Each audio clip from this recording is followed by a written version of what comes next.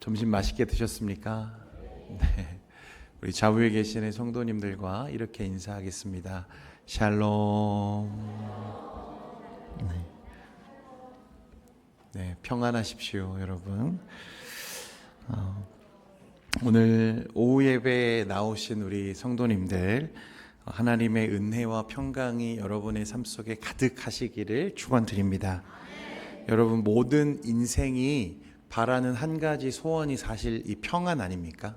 여러분 평안하기를 원하시죠? 여러분 평안하시기 바랍니다. 그거는 사실 교회 안에 있는 신자나 교회 밖에 있는 불신자나 사실 똑같습니다. 다들 평안하기를 원해요. 평안을 원합니다.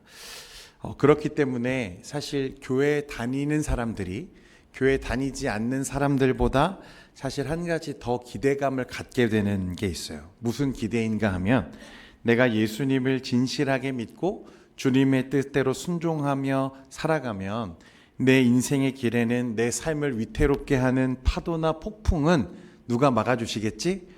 주님이 막아주시겠지 라고 하는 확정적인 기대를 가지고 살아갑니다. 주님이 나의 목자시니 내게 부족함이 없으리로다. 늘 푸른 초장과 쉴만한 물가로 나를 인도하신다. 여러분 얼마나 좋습니까? 그렇죠? 그런데 오늘 우리가 읽은 말씀에 보면 우리의 이러한 인간적인 기대를 사실 말씀이 깨뜨리죠. 그리고 신앙의 깊은 역설로 우리를 초대하는 것을 보게 됩니다. 오늘 본문 23절에 보면 여러분 어떻게 말씀이 시작되냐면 배에 오르심에 제자들이 따랐더니 라고 말씀합니다. 누가 따랐어요? 제자들이 따랐어요. 제자들이.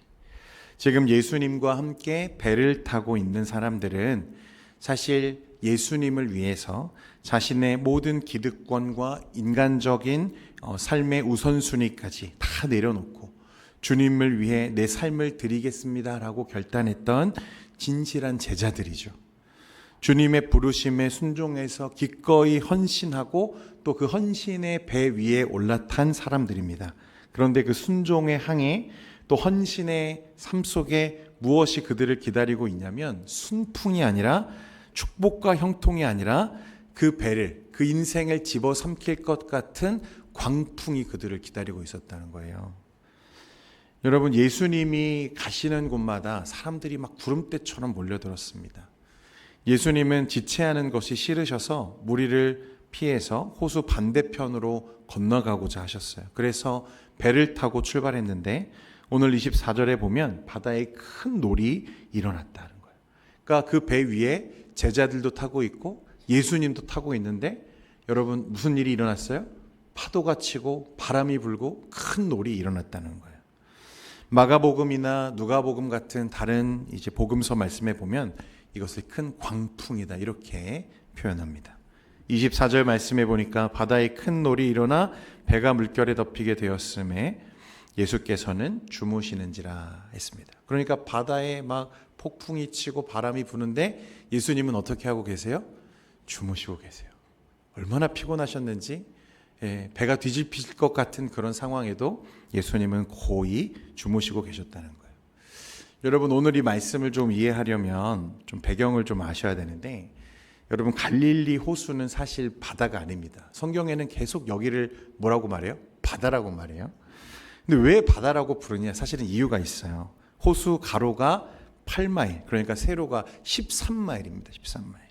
환산하면 넓이만 13km가 넘고요. 길이가 21km에 달하는 정말 큰 호수예요.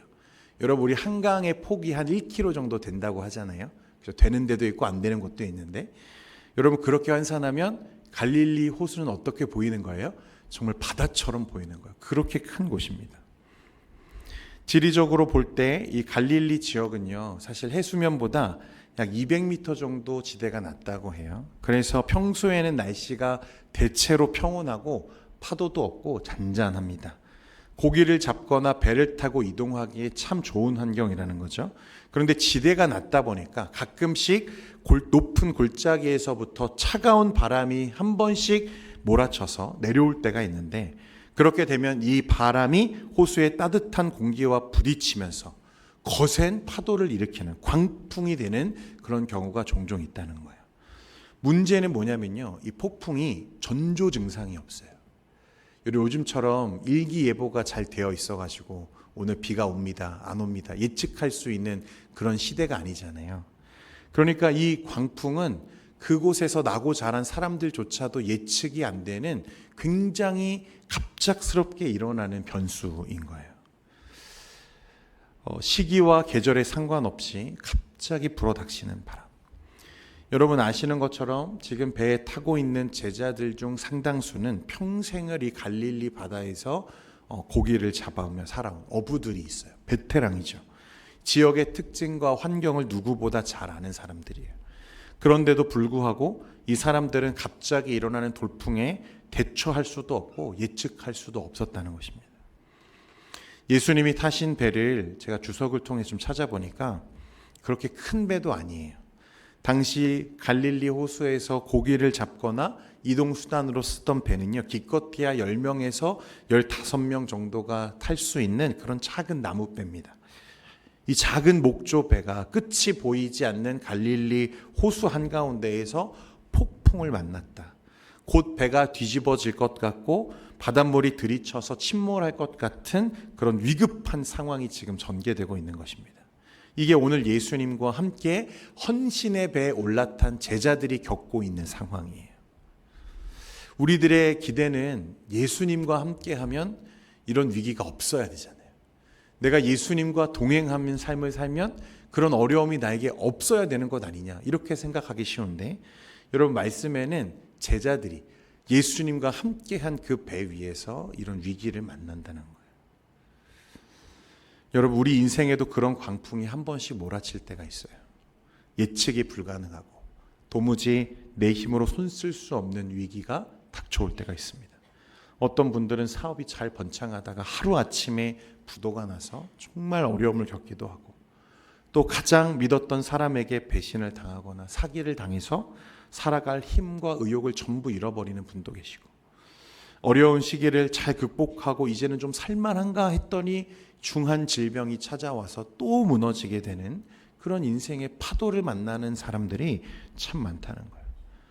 자녀들 다 키워놓고 이제 내 인생도 좀 챙겨야겠다 하는 찰나에 몸이 아파서 이제 아무것도 할 수 없게 되어지는 성도님들이 참 많습니다. 이런 일들이 우리 인생의 항로 가운데 왕왕 일어나게 된다는 거예요. 그리고 지금 아마 그런 풍랑을 겪고 계신 분들도 있고, 앞으로 겪어야 될 사람도 있고, 또 이미 지나오신 분들도 계실 겁니다. 분명한 것은 우리 인생은 모두 바다 위에 홀로 떠 있는 작은 배와 같아서 언젠가는 이 알 수 없는 광풍을 마주하게 된다는 사실입니다. 그럴 때마다 우리는 하나님께 질문을 던져요. 어떤 질문이죠? 하나님, 왜 저에게 이런 고난을 주십니까? 제가 뭐 잘못했습니까? 저 지난주에 예배 드렸는데요, 하나님 왜 저에게 이런 시련을 주시나요? 그러니까 왜라고 하는 질문을 계속 던지는 거예요. 인생의 고비마다 왜 나에게, 왜 주님과 함께하는 삶을 살고 있는 나에게 이런 일이 일어나지? 그런데 여러분, 아무리 질문해도 그 대답에 속 시원하게 대답해 주는 사람이 있어요, 없어요? 없어요. 예수를 믿는 사람들은 고난 앞에서 사실은 더 억울하고 사실은 더 답답한 면이 있습니다. 왜냐하면 지금 제자들이 타고 있는 이 배에 누가 타고 계세요? 이 우주 만물을 창조하신 창조주이신, 말씀으로 세상을 지으신 하나님이신 그분이 올라타고 계시거든요. 그런데 그 배가 이런 풍랑을 만날 수 있나? 주님이 지금 가고 계시는데 어떻게 풍랑을 만날 수 있나? 그런 마음이 들거든요. 우리의 상식으로는 예수님이 타고 계시다면 바람이 불다가도 어떻게 해야 돼요? 멈춰야죠. 그게 정상 아니에요? 폭풍이 오다가도 예수님이 그 배에 타셨다는 소식을 들으면 어떻게 해야 됩니까? 물러가야죠. 그게 우리가 생각하는 것 아닙니까? 전능하신 주권자께서 타고 계신 배가 자연의 위협 앞에 깨어질 위기에 처해 있다는 상황 자체가 사실은 납득이 되지 않는 거, 이해가 안 된다는 것입니다. 제가 목회하면서 우리 성도님들의 그 기막힌 사연들을 제가 하나씩 듣다 보면요, 가끔 저도 주님이 원망스러울 때가 있습니다. 아니 주님 이게 뭡니까? 주님 예수 믿으면 남들보다 더 잘 되는 건 없더라도 그래도 이건 아니지 않습니까? 이런 마음이 솔직하게 들 때가 있어요. 이러면 주님 누가 예수 믿습니까? 예수 믿는다고 주님께 헌신하고 예배에 생명을 건 것처럼 헌신해온 우리 권사님, 우리 장로님의 삶에 이런 위기가 오면 도대체 누가 예수 믿는다고 나서겠습니까? 하나님, 즉 그런 마음이 든다는 거예요.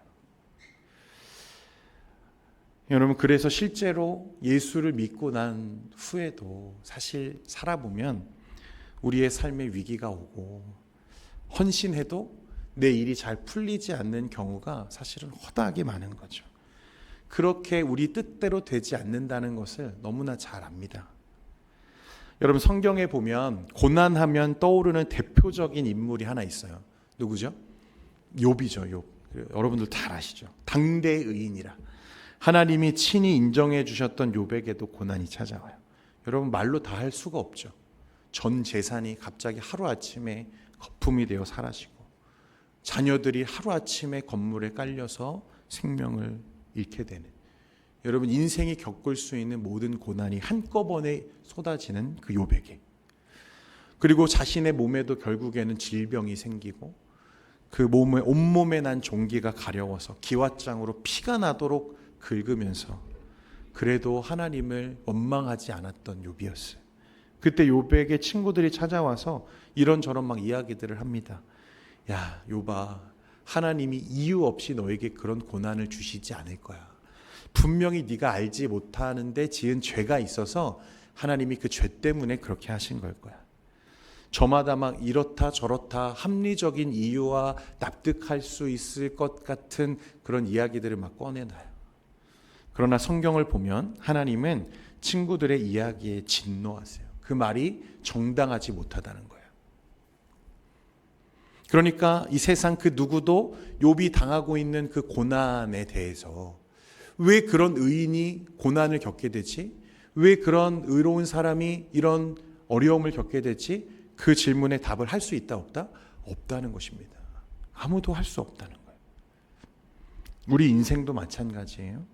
우리 삶에 찾아오는 고난에 대해서 여러분 왜 나에게 그런 일이 일어나는지 여러분 이제 그만 질문하십시오. 사실 거기에는 답이 없습니다. 거기에는 이유가 없어요. 세상에 아무리 높은 지식이나 철학자도 여러분 그런 상황에 대해 설명할 수가 없다는 것입니다.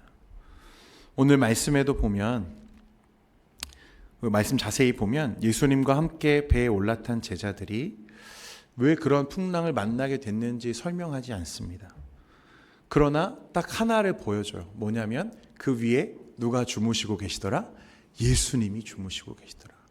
그 고난의 이유에 대해서는 아무것도 말씀하지 않으시는데, 왜 그런 일을 겪어야 됐는지에 대해 설명하지 않는데 말씀은 그저 누구를 우리에게 보여주세요?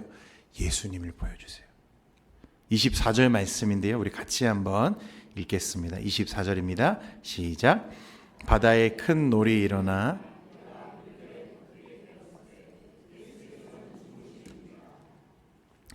여러분, 우리가 무심코 읽고 넘어가기가 쉬운데요, 이 말씀 안에요 굉장히 중요한 구조적인 메시지가 담겨 있는 거예요. 배가 이제 물결에 잠기게 됐어요. 능숙한 뱃사람들도 해결을 못합니다. 절체절명의 위기죠.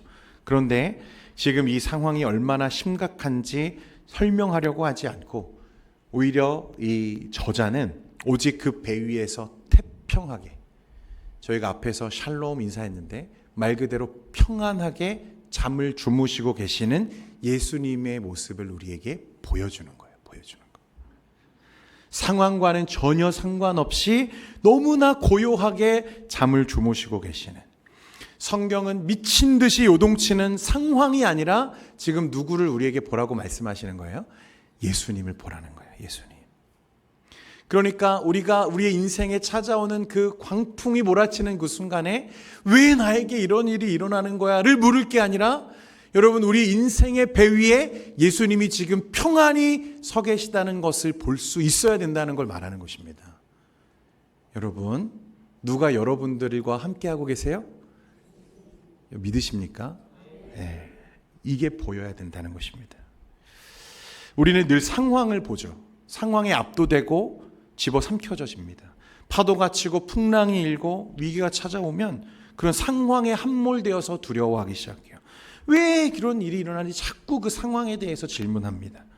거기에는 정답이 없는 거예요. 누구도 대답해 줄 수 없고 세상 어디에도 찾을 수 없는 그 해답은 사실 이미 어디에 있냐면 여러분들과 함께하고 계시는 예수 그리스도 안에 있다는 것입니다.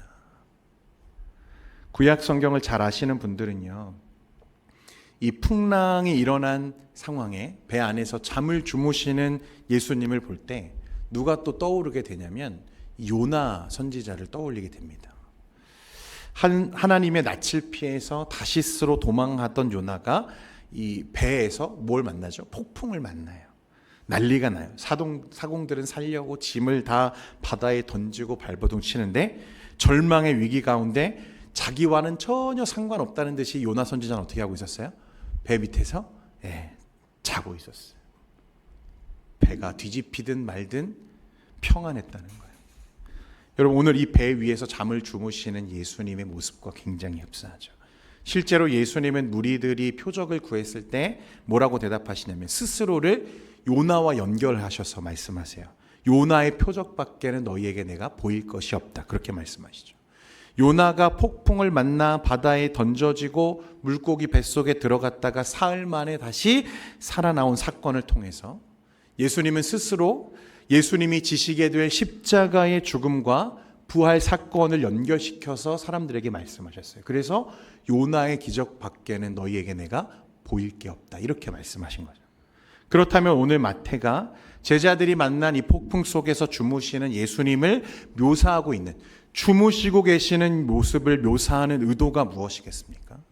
지금 배 위에 계신 분은 단순한 인간이 아니라 어떤 분이시다? 요나보다 더 크신 분이심을 지금 설명하고 싶은 거예요. 사명을 피해 도망하다가 풍랑을 일으킨 불순종의 선지자 요나와는 달리 예수님은 만물을 다스리시는 전능자이시고 풍랑을 잠잠케 하시는 우리의 참된 구원자이심을 그렇게 지금 비교하며 대조하는 것입니다.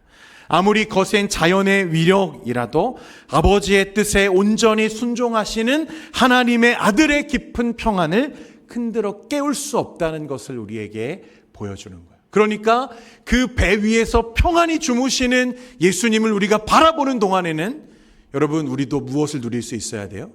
예수님이 누리는 평안을 우리도 누릴 수 있어야 된다는 것입니다. 왜냐하면 이 세상에 일어나는 그 풍랑이 나의 상황은 잠시 어렵게 만들 수 있고 나를 이따금씩 위기 가운데 몰아넣을 수는 있어도 누구는 해할 수 없다? 예수님은 해할 수 없다. 여러분, 그걸 말씀하시는 거예요.